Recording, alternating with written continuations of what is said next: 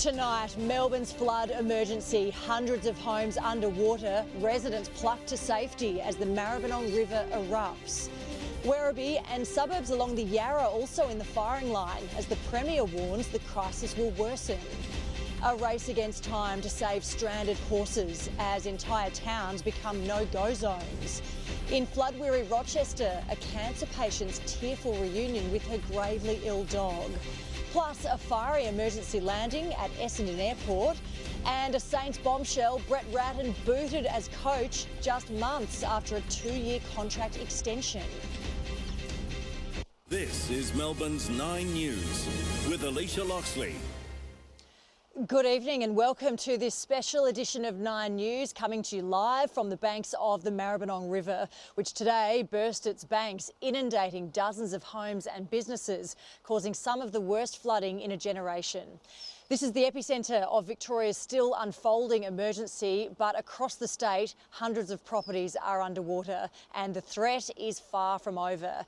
Our reporters are at key locations around Melbourne and throughout regional Victoria to bring you the very latest tonight.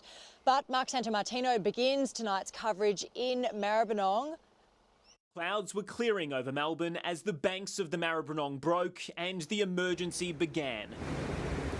Antoinette and her neighbours were among the first to be plucked from inundated homes by an undermanned but determined SES. SES have rescued our dog and the cat, but it's quite testing. Countless cars were trapped in the torrent that swept through businesses on the banks and down Maribyrnong Road, swallowing suburban streets. We have live coverage of flash flooding overnight. With a force that carried skips, ripped equipment from the Westgate Tunnel project and pontoons away from their moorings. As children were carried and pets and families were rescued, Good Samaritans did what they could, helping an elderly man. You have no one else at home? Before going back for his wife, water lapping at their door. Not inside yet, but soon. James Philpott was rescued from Leopold Street. At 4 a.m, he got a text urging him to evacuate. Out of control, just started rising and rising and rising, and I think no one predicted it would be this bad. We prepared, but I was really unprepared for this. So some sandbags, but they just didn't do anything. Everything's under. The fridges have tipped over downstairs, the washing machine, it's pretty much the laundry was filling up. Maribyrnong locals are no stranger to floods. I was here in mid-80s when it went. I think this is starting to get a little bit worse. But after Melbourne dodged the worst of yesterday's rain, no one predicted kids getting ready for school would be rushed to neighbouring roofs. I was like freaking out what to do next. But after they saved us, I was like, phew. Escape wasn't easy. Residents guided cars along fences and footpaths confronted by rivers over roads. With orders to fill, Ben Nicolisi had to put his business over his home. We don't know what to do, don't know where to go. I mean, we've got places where we can go, but it's family home of, 60, 70 years. So we just hope nothing gets damaged. For one 93-year-old, that hope has faded. She was trapped, stranded on the second floor of her home, confronted by this. Everything's gone. Electricity's on, water, hot water, it's all fine. So, yeah, no issues staying here. Most did find refuge at a community hall. One father and his newborn found safety at a bus stop. Others relied on the goodwill of strangers. I saw the devastation. I thought I might come and do something, help as much as I can. To give you a sense of the power of this water, these metal sheds were about 50 metres that way in the middle of this athletics track before the flood hit. They've been carried right up here to the bank. This entire track was only renovated a couple of years ago, and in a few weeks' time it was meant to host the Essendon Gift. Yeah, we only had it resurface about 2, maybe 3 years ago maximum, so hopefully it hasn't lifted underneath the water. We only found out at 5 o'clock this morning, so not enough time to do anything really. The SES door-knocked as many as they could, but they too were only expecting moderate flooding. What we've seen is rainfall that exceeded the initial forecasts. We also saw it coinciding with the high tide. I couldn't tell you which houses may not have been door-knocked that have been impacted, but what I can say is there's been warnings out for those communities for several days. It's shameful that the people of the city of Maribyrnong are not serviced well. There's an election coming up. I don't care who gets in. I just wish whoever gets in will put more money, more funding, more resources into the Footscray unit and the SES in general across the state. And Mark is at the Maribyrnong Relief Centre on Randall Street tonight. Mark, what kind of support are people getting there? Well, people are picking up care packages, Alicia. There's food, water, they can use the bathrooms, power their devices, but it's not an evacuation centre. There's nowhere for these people to sleep.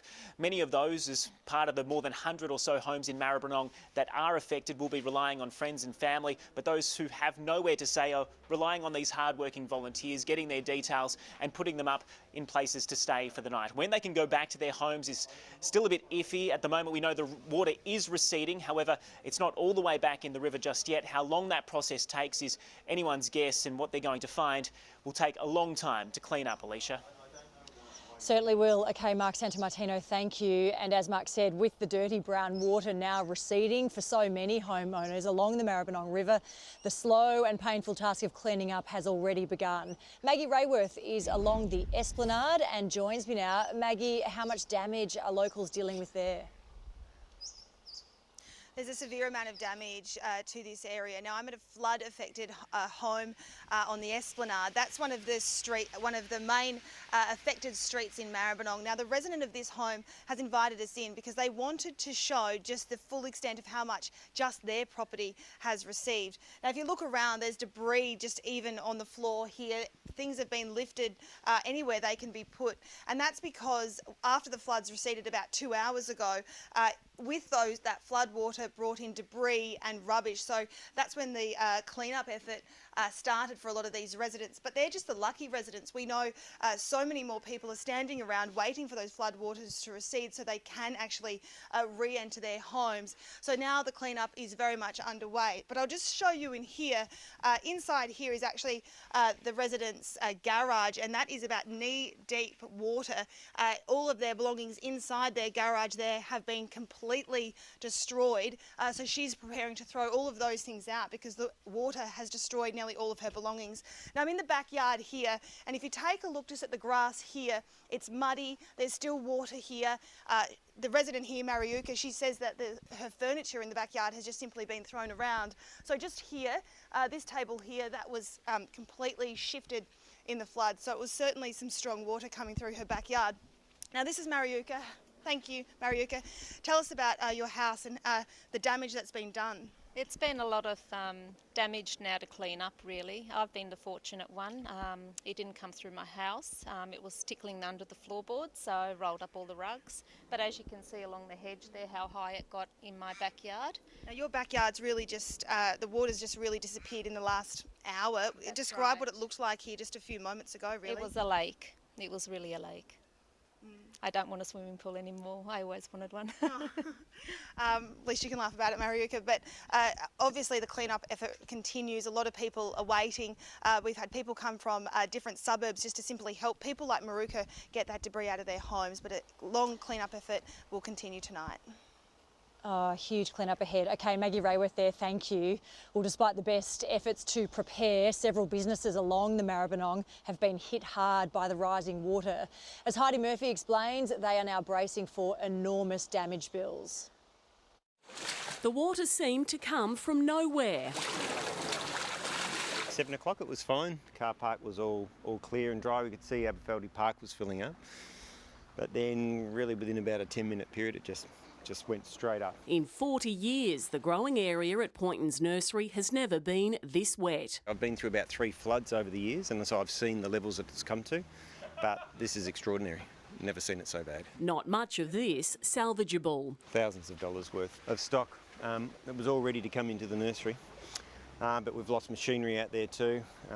Couldn't get that out quickly enough, it just came up so fast. From before dawn, the Anglers Tavern was being stalked, the level rising by the hour. I stood here for almost 4 hours this morning just watching as the water kept coming through. Sandbags lined up yesterday, useless. We anticipated waist high at the worst, and as you can see, it's up to the 2nd story already, so it's big. Directly across the river on the high side, the tide line stopped just short of the boathouse. We've sort of been keeping tabs on things since last night. We haven't seen it this bad. Further south at Flemington, the home of the Spring Carnival was saved by a levee wall built in the 2000s for this very scenario. The same couldn't be said for some stables. The wait now begins for the water to go and the aid to arrive. When the threat recedes, as we hope it does, then it becomes a difficult challenge for recovery. The only payment on offer so far, one-off emergency cash for those forced to leave their homes. It's about accommodation, food, clothing, medicine, very practical support. To apply, head to emergencypayments.dffh.vic.gov.au or call 1800 226 226. And there could be more to come in days ahead. The federal government stands ready to provide support and assistance. There are already ADF personnel on the ground. For those forced out of their homes for longer, confirmation to turn the Mickleham Quarantine Hub into a flood accommodation centre. If it is needed, and I think that is likely, we can't be certain, but I think that is likely, and it's very good to have an option. Some of the numbers that we're talking about, for instance, in the Goulburn Valley, would, I think, far exceed the number of hotel rooms, for instance, that might be available. Heidi Murphy, 9 News. Well, the Yarra River peaked at almost 9 metres this afternoon, with golf courses, sports fields and the North East Link construction site among the spots going under. Madeline Slattery is monitoring the situation at Bulleen right now. Maddie, will it continue to rise? Well, Alicia, the water levels have increased since we arrived this afternoon, but the Yarra has just started to fall and it's around 8.5 metres now, so at the moderate flood level. But nearby areas have been inundated. Bulleen Road is closed, along with many other surrounding roads. Marcellin College and Trinity Grammar have been severely affected. One of the sports ovals just near Marcellin was underwater when we got here this afternoon, and not long after that, a second oval disappeared under the floodwaters. Elsewhere, the Werribee River reached 5 metres this afternoon and an emergency warning was issued. It is now under a watch and act. It's expected to drop below the moderate flood level of 4.5 metres this evening. There are still 11 major flood warnings in place across the state, and some rivers through the north, including the Goulburn at Shepparton, aren't expected to peak until Tuesday. So while the rivers around Melbourne will subside in the next couple of days, the Bureau has told us that it'll be a 4 to 6 week experience for northern Victoria, where the floodwaters take a lot longer to move downstream, Alicia. Just incredible. All right, Maddie, we'll see you a bit later on in the bulletin. Well, let's look at Seymour now, north of Melbourne, and at least 300 properties there have been swamped. As Penelope Leash reports, residents and dozens of prized horses were lucky to escape to higher ground.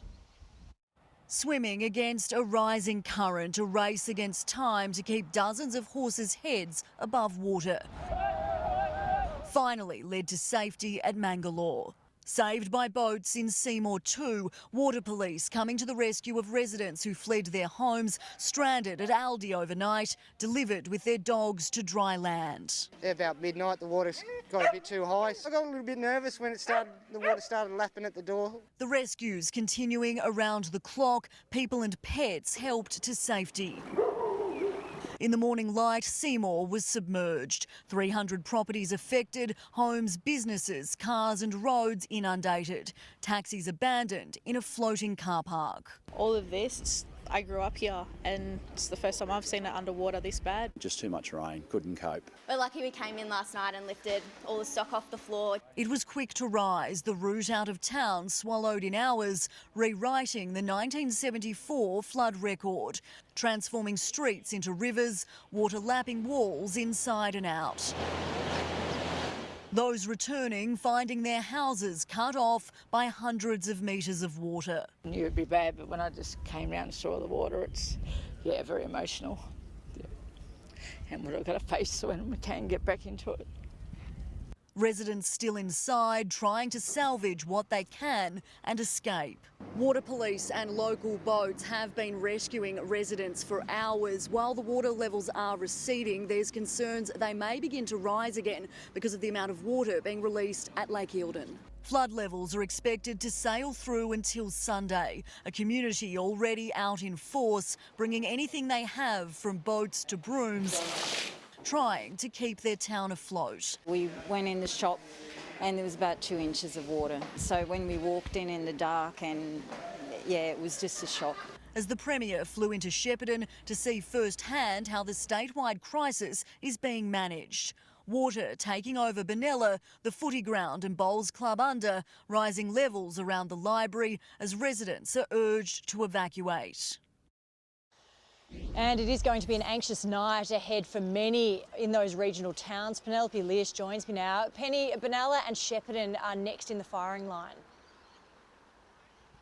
Alicia, you can see just how quickly the water is moving through Lake Benalla. That's coming from the Broken River. It's spilled onto that footy ground at Benalla behind us. There's roads cut off here as well. Residents being urged to evacuate to get to higher ground with these river levels continuing to rise. Over towards Shepparton, there's concerns there will be major flooding from tomorrow, particular concerns around Orvale, Kyella West and over to Euroa. The Premier has been in Shepparton this afternoon. He's expected to tour flood-affected areas of the state tomorrow as well. And in Wangaratta, there's a watch and act in place there. Residents keeping an eye on the Ovens River, which is also continuing to rise. So, Alicia, north and northeastern parts of the state in the firing line, they are getting very close to feeling the full effects of these floods. OK, Penny, thank you. Well, with water levels on the rise tonight, residents of Charlton, northwest of Bendigo, are taking shelter at an evacuation centre at Witcherproof. Adam Hegarty is there for us tonight. Adam, how are the residents there feeling? Well, Alicia, as you'd imagine, very nervous. Around 80 properties are anticipated to go under as flood levels peak in Charlton this evening. Pam here is one of the evacuees here. Pam, it must be a really tough time for you. How are you feeling right now? Pretty uptight. We got the message and I just freaked. It looks like someone ransacked the house. And the fear is too that it could equal 2010, 2011 flood levels. Here's the Mayor talking about that very thing. Obviously, they go into a new event with sort of no comfort that the authorities are on the ground. I'm here with some friends at my shop. It's never gone under before and we're praying it doesn't this time, but there's no guarantees. The water is coming up the road actually, so it's a bit scary. And this is desperately what they don't want to happen. This was Carisbrook overnight, last night and into this morning. You can see the damage of several houses there swept up in the floodwater. The floodwater got to about waist level. Absolutely trashing homes there. Fridges flipped, tables flipped, chairs flipped as well. Living rooms absolutely destroyed, covered in mud. Now it's the clean-up. We spoke to one of the residents. I had a barbecue and a fire pit area down the back there. I had a lot of trees planted down there and shrubs and all that sort of thing and a bit of garden art and all that. So that's washed somewhere down the creek a few kilometres away. So, Alicia, once again, residents unfortunately waiting with bated breath. Yes, indeed. All right, Adam Hegarty, we'll leave it there. Thank you. But coming up after the break for you, our special coverage of the flood emergency continues, including a cancer patient's heartbreaking reunion with her gravely ill dog. Also, a live update from the State Control Centre with the latest information on this unfolding emergency. It's Caulfield Cup Eve. Join us live as we update the conditions on the track and off it.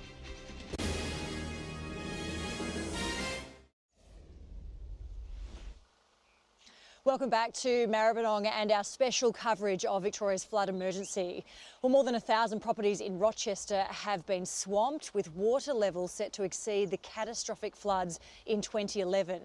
The town is now cut off from the rest of the state, with residents told it is too late to leave. Reid Butler reports. The rapid rise of the Campaspe River swallowing Rochester, cutting off the bridge, dividing the town in two. If you're on the east side at the moment, you're not getting over here to the west. If you're on the west where we are, you're not getting east. Cancer patient Kim Billman was stuck on the wrong side, floodwaters preventing her from visiting her sick dog at the local vet. So I wanted to try and get across the bridge earlier to say goodbye because he's got to be put to sleep. Sorry. But thanks to a SES boat, the vet and Jack Russell Boris came to Kim.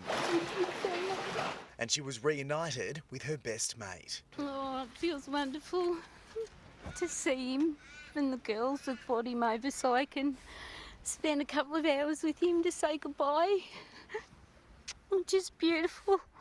He'll be going across the Rainbow Bridge late this evening, so just some few hours with Kim will be nice for him. So Flood-weary Rochester was prepared, and just as well, because water levels are on track to exceed those seen in 2011.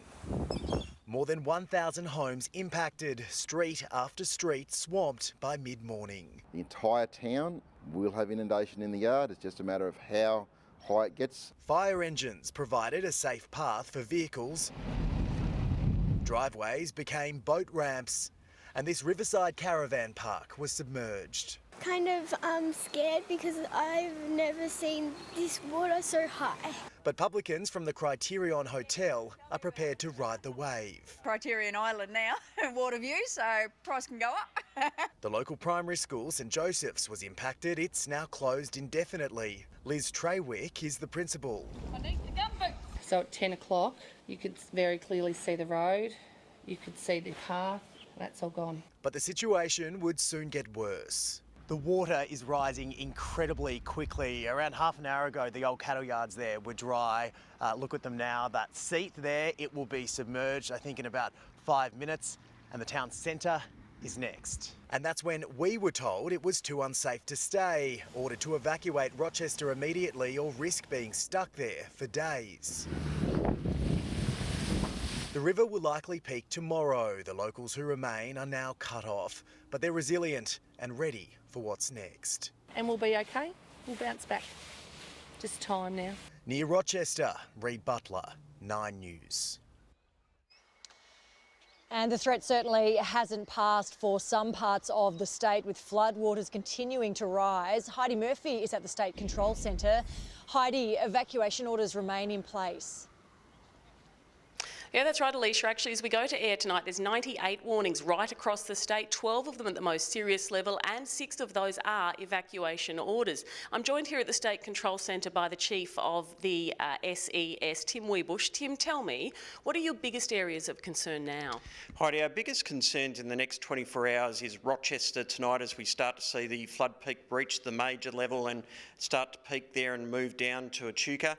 Then tomorrow we'll see Shepparton come online with major flooding on the Goulburn and right through that Goulburn Valley, and then out to Charlton in the state's west as well. Has the threat mostly passed for metropolitan Melbourne now? Are you able to say that? Yes, look, our threat has passed. We saw the Yarra River peak this afternoon at 9 metres, and that means that it was just below the major flood level, and we've also seen the Werribee River only reach moderate flooding this afternoon. We do have blue skies over the city at the moment and probably over large parts of the state. What's your concern there? Look, our biggest concern now is that people stay attuned to their emergency warnings. Whilst we might have blue skies, we've got some significant flooding occurring widespread right across the state, so stay attuned to your emergency warnings. And it will go on for some time? We're likely to see major flooding ensuing for at least the next 7 days on some of our catchments, and particularly over the weekend into the early part of next week. Tim Wiebusch, thank you. We'll let you get back to it. As you heard there, Alicia, the danger not over for a lot of communities as we head into the weekend. Yes, incredible number of warnings. OK, Heidi Murphy and Tim Wiebusch, thank you very much for that. Well, despite the deluge, the show goes on at Caulfield, of course, ahead of tomorrow's Cup. And Tony Jones is live at the track tonight. Evening to you, Tony. How is the course holding up? Well, pretty good, Alicia, I've got to say. Melbourne Racing Club's done a remarkable job in making sure this is looking in pristine condition.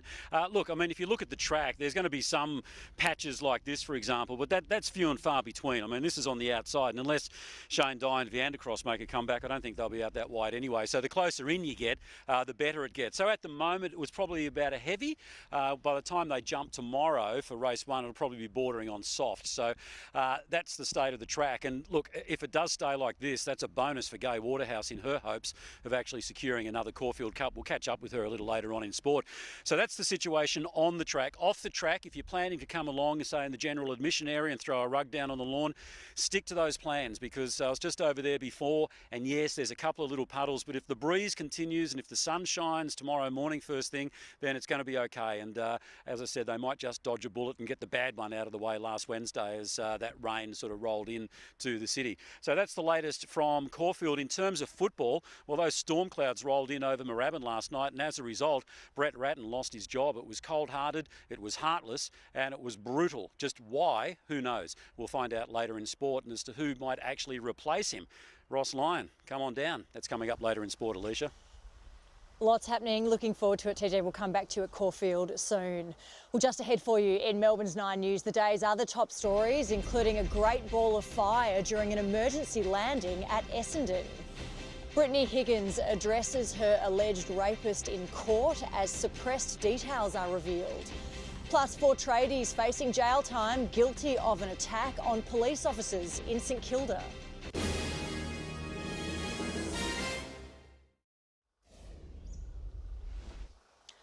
A pilot has made a fiery emergency landing at Essendon Airport. The twin-turbo prop's front wheel failed as it skidded along the runway before coming to a halt. Emergency services surrounded the aircraft while the 2 occupants walked away unharmed. Brittany Higgins has returned to the stand after a week of being unavailable to give evidence at the rape trial of former political advisor Bruce Lerman. In her absence, the hearing continued. However, we haven't been able to report the details until now. More from Lauren Tomasi. Brittany Higgins spoke directly to her alleged rapist from the witness box today. Nothing was fine after what you did to me. Nothing.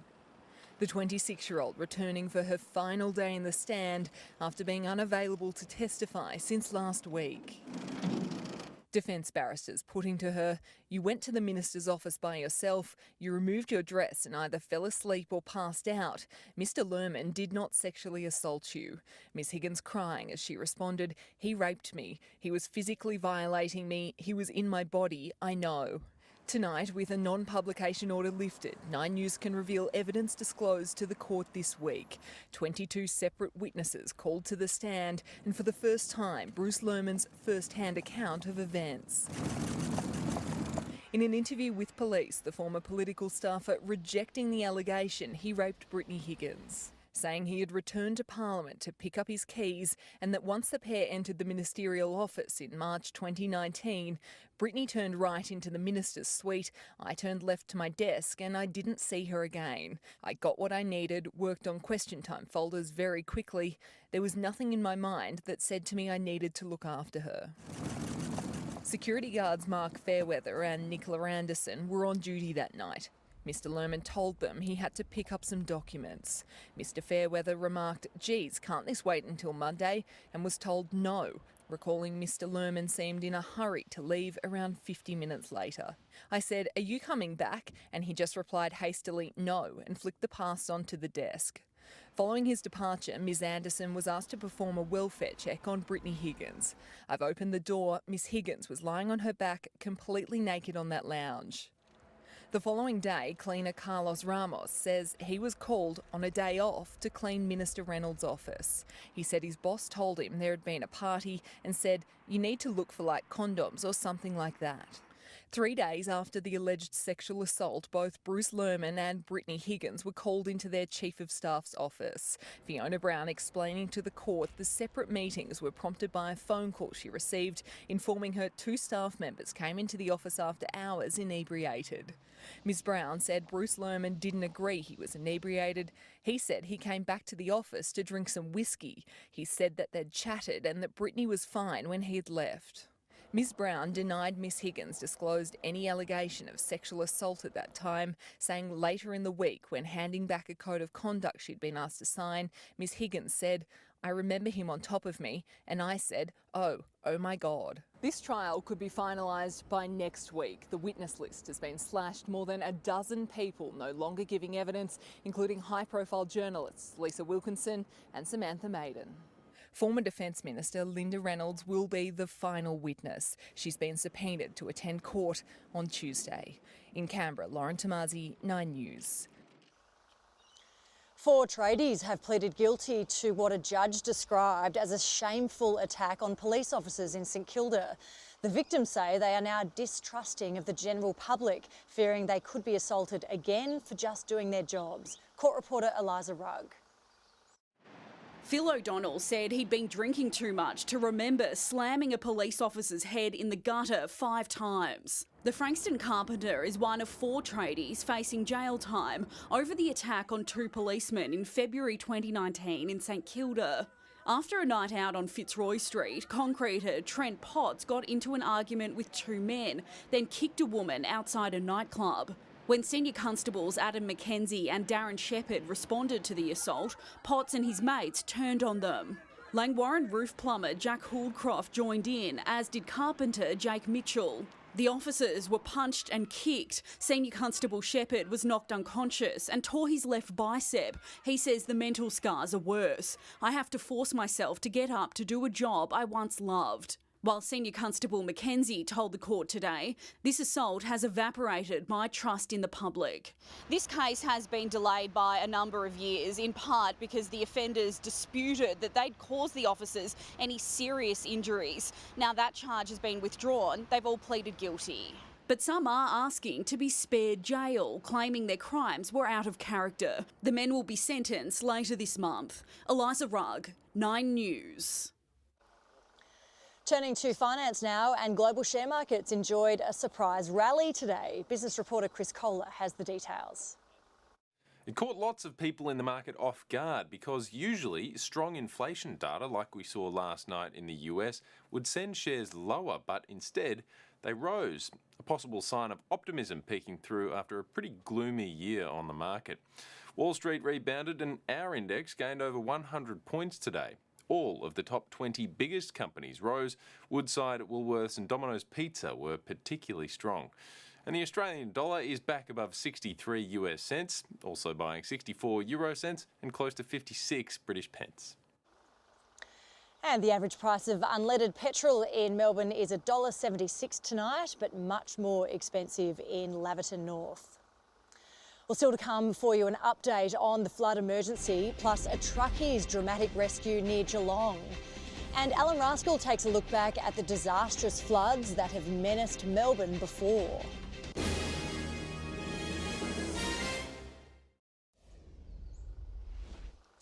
Welcome back to Maribyrnong, where locals are facing a lengthy clean-up after the river dramatically swelled throughout the day. Maggie Rayworth joins me from the Esplanade. Maggie, the entire street has been left in disarray. It has, Alicia, but the water is receding. I'm now here on Navigator Street, which is just off the Esplanade, which we know is some of the worst hit areas of Maribyrnong. If you look behind me, it's still very much inundated by water. You can see cars are still very much submerged by water, and in that background there, very much underwater. But the water very much is receding. We know that I definitely wouldn't have been able to stand here about an hour ago, but the cleanup effort is very much underway. If you look over here, under this car, this is debris from the floodwater. Now that's been pushed there after floodwater pushed it down the street. We know there's rubbish in the water, so people are being told to keep out of it. Now I'll just take you to some pictures from Maud in Geelong earlier this afternoon. 2 people inside a large truck. They needed rescuing after they made the decision to drive through floodwater. Now that was a difficult operation. It was simply far too dangerous of a situation for SES to enter, so it did require the work of a police air wing to actually get them out. So the clear message tonight is to under no circumstances drive through floodwater, but even walk through it, because we know it's contaminated and it's all very much a dangerous situation. Alicia? It certainly is. OK, Maggie, thank you. Well, Melbourne is no stranger to floods, and as Alan Rascal discovered, it's not the first time the Maribyrnong has spilled its banks. The year is 1974 and Flemington Racecourse is inundated. Horses can be seen wading through the water as the Maribyrnong burst its banks, but we have learnt from history. The river comes at speed from the higher country and cannot round the bends very easily, so it spills out on either side, which is the reason why, of course, that they've built that brick wall around Flemington Racecourse. But it was 2 years earlier, in 1972, Melbourne really copped a drenching. 75 millimetres pummeled the city in a short period of time, leading to major flooding in the CBD. The water gushing over the tops of cars in Elizabeth Street, stranding pedestrians and submerging the subways of nearby Flinders Street Station. Elizabeth Street, as you might know, used to be the course of an old stream itself. It was an ephemeral stream that flowed when there was water, but it was a periodically flooding feature of the early city. Of course, there have been many Melbourne floods over the years, and as history has taught us, the waters do eventually recede and life returns to normal. Alan Rascal, 9 News. Well, time now to return to Tony Jones, who's at Caulfield tonight with all of your Friday sport. G'day, Tony. G'day, Alicia. Well, as we mentioned earlier, the stage is set here at Caulfield for the running of the Caulfield Cup, the first time in a few years that they've actually had spectators here. Soggy conditions at the minute, but that's just the way Gai Waterhouse likes it in her quest to take another one of these home. We'll catch up with racing's First Lady after the break. Now, as far as footy's concerned, what a story this is. The Saints try to explain why they marched out Ratton. Also, how a top dog helped Rory lob at the kennel. And the marsupial, quicker than the rest on the island.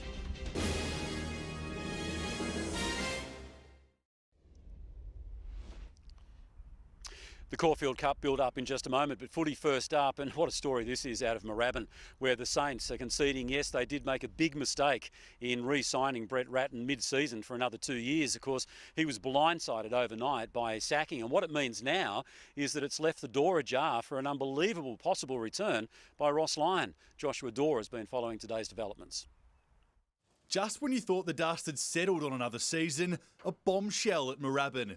Brett Ratton, the casualty of a brutal review. I won't pretend that Brett was given every opportunity to be the best coach he could be, but the alternative was to go ahead with our strong doubts, fail next year and lose the season. We felt that risk was too great. Only 5 days ago, Ratton was searching for the Saints' next star at the draft combine. His future seemingly secure, having signed a 2-year contract extension in July. If you crystal ball that now, maybe in hindsight, that's the wrong decision. But those doubts weren't raised by President Andrew Bassett until Sunday, after he completed a 3-month internal review into St Kilda's football operations. I think the findings will be pretty self-explanatory, I think we sort of know what we're going to confront. Blindsided, Ratton spent 7 hours pleading to keep his job, but the board had sealed his fate. It's a really, really tough blow for him. He handled himself as well as anyone possibly could. But he's disappointed and feels we made the wrong decision. We won't deny that. Having reached finals in his first full season at the helm, Ratton failed to replicate the feat in his last 2 years. Both men today accepting the underperforming Saints list made it hard for him to succeed. We lack consistency. We lack our best players playing at their top end all the time. The Saints say they're yet to speak to any potential candidates to replace Ratton, but want a new voice and style of leadership, confident of securing a new coach in the coming weeks. Ross Lyon, the man who walked out on the club a decade ago, is open to taking a call about the vacancy as the Saints prepare a new path for their long-suffering fan base. If that takes us backwards before it takes us forwards, we hope it does not, but if it does, we'll cop it. Joshua Dorr, 9 News. More footy, and Bulldogs recruit Rory Lobb says he's glad to see the back end of Fremantle, having felt on the outer in Perth following his second trade request. The tall utility citing coach Luke Beveridge as the driving factor behind his decision to join the kennel. The meeting that I first had with Bevo, the connection that we had, I just felt like I'd known him for a long time, and it's just grown ever since. While Lobb was eager to slip into the red, white and blue, new Magpie Tom Mitchell wasn't in the same rush. I'm just on a walk with a mate actually in Miami at the moment. I've just realised as well, still got my Hawthorn shorts on, so this will probably be the last time I ever have to wear them. Looking forward to getting kitted up in black and white. The Brownlow medalist, now a 3-club player after stints at Sydney and Hawthorn. OK, back to the Caulfield Cup now, and after that heavy downpour that we've experienced over the past couple of days, Gai Waterhouse couldn't be happier in her quest for a second Caulfield Cup. Knight's Order will carry her hopes, and he just loves these conditions. More from Braden Ingram. There's not much the First Lady of Racing can't do. Did you do a little bit of a rain dance because it's come at the perfect time? Well, it certainly has come at a perfect time. No, I wish I could say I had that much swing, but I haven't. Gai Waterhouse plotting a course for Caulfield Cup glory, with Knight's Order now every chance. He's proven on a wet track, and he's a Group 1 winner on a wet track, and he's an English import. He's a front-running gelding, and he's a tough bugger, so he'll take a stack of beating. Bookmakers agree, crunching him into third favourite given a heavy track as expected. It's eerily similar to 2010, when Gai captured the Cup for the first and only time in wet conditions. Descarado hanging on, Descarado won the Caulfield Cup for Gai. There's never time to waste for the 68-year-old who raced from Flemington to Werribee to cast a close eye over Huya Mal, her new import who joined Knight's Order for a shot at the Melbourne Cup. He's a cool customer. He's a handsome horse, and he went around on the course proper at Werribee yesterday, and he was very happy. He's a lovely, uncomplicated horse. Very much like the legendary trainer herself. Braden Ingram, 9 News. And finally in sport tonight, Aussie Jack Miller has struggled in practice for the MotoGP at Phillip Island, recording only the 13th fastest time of the day. It was a tough day. There was crash chaos on the island as the track dried out with a number of riders coming unstuck, but it was Spaniard Aleix Spargo narrowly avoiding what would have been the messiest spill of all. Oh, wow. That is close. That was one very lucky wallaby. Flying Frenchman Johan Zarco was the fastest around the track in both sessions ahead of Sunday's race. But Alicia, in terms of tomorrow's big race here at Caulfield, we did a story last night on Benno, who carries the name of the great Richie Benno, and we spoke with Daphne, and look, it's still a very good chance for the Cup tomorrow, and we sincerely hope that he can do it for John O'Shea, who might actually have a big day himself, because in the space for now, John O'Shea's got a Caulfield Cup chance and also a very good chance in that other race up in Sydney they go on about, the Everest. that little thing, we don't worry about that. All right, Tony, thank you very much for that. All right, let's check back in with Maddie now, who is at Bulleen tonight. Maddie, we can expect favourable weather conditions, thankfully, across the weekend. Yeah, that's right, Alicia. There's only light scattered showers forecast across the weekend, and much of the state will stay dry. But for parts of northern Victoria, floodwaters will continue to rise, and I'll have the full weekend forecast next.